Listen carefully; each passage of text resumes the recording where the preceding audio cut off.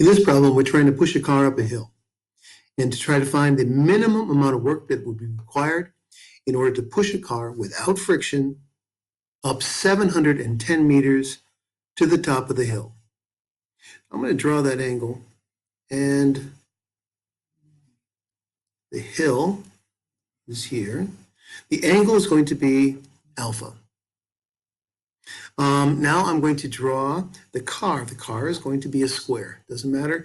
We know that there is no friction on that car. The next thing I'm going to do is I'm going to draw a coordinate system based on the center of the car. And so I'm going to draw the x-axis here and the y-axis perpendicular to it.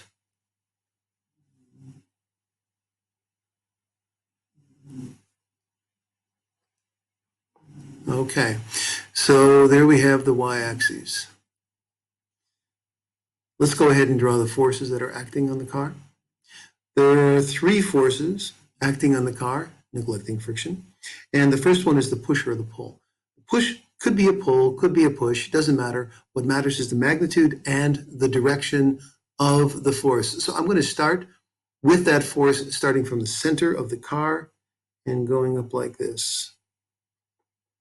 Now, I don't know who is pushing this car up the hill, but I'm going to tell them that it's actually safer to stand uphill in case the car slides away from you. And so we're going to change that push to a pull. It doesn't change anything else. We're also going to notice that there is a normal force on the car. In this problem, it's not going to be a part of the problem, but the normal force is there. And of course, the mass of the car multiplied by g, the weight of the car is here, and I'm going to label that as mg, which is, of course, the weight of the car. If you look at alpha, and if you look at this angle here, you'll notice that the two of them are complementary, and this angle here and this angle here are also complementary, which means that my new angle is also equal to alpha. Okay, now I'm going to go back to black, and I'm going to draw one component of mg. Mg is the force that is not in the directions of x and y.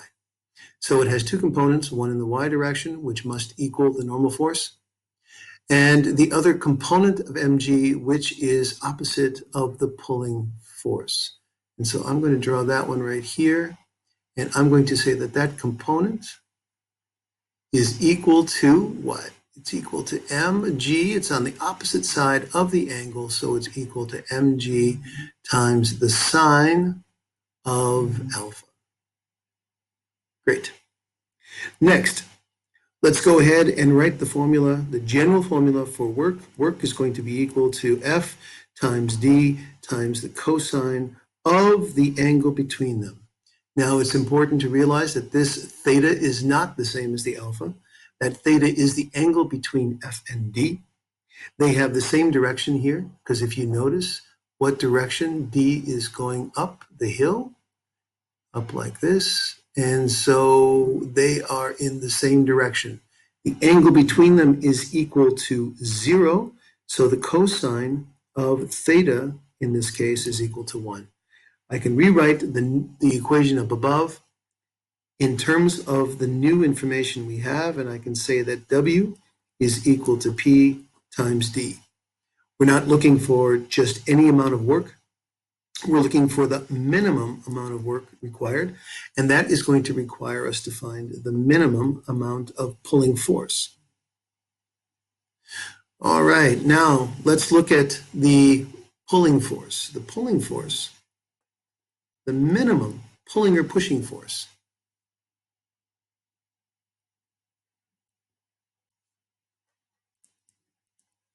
is going to be equal to, let me just erase that a little bit.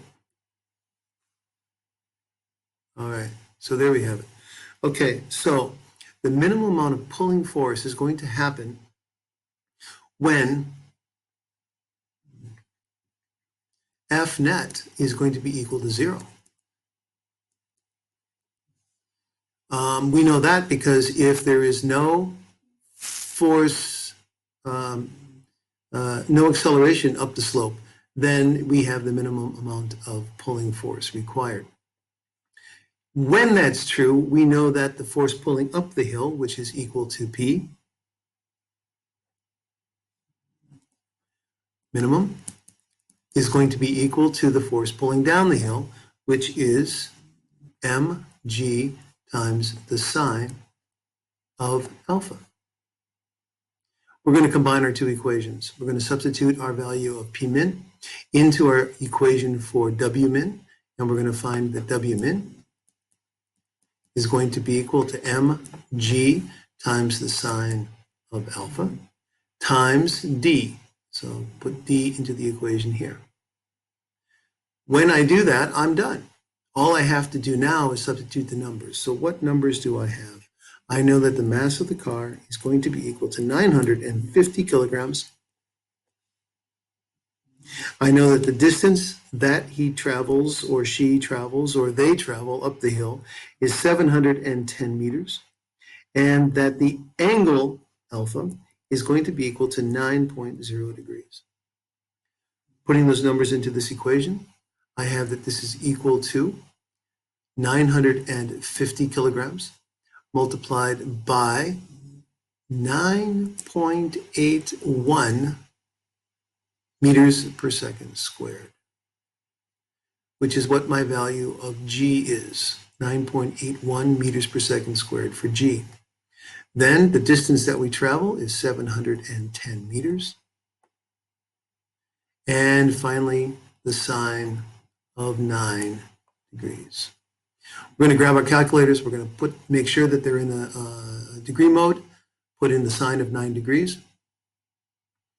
Multiply it by 710, multiply it by 9.81, multiply it by 950, and we end up with a number that looks like this, 103,502.608, and of course that is going to be joules because it is meters squared, kilograms per second squared. Looking at the problem, I'm going to have to round it down to the proper number of significant figures, and I'm going to give it 3 significant figures. And so I'm going to say that W min is going to be equal to 1.04. And if you look at the number above, it's millions, just over 1 million. So it's 1.4 times 10 to the 6th joules, which of course is equal to 1.04 megajoules. That the hockey team or that the rugby team is going to have to push the car up the hill 710 meters in order to get out of trouble.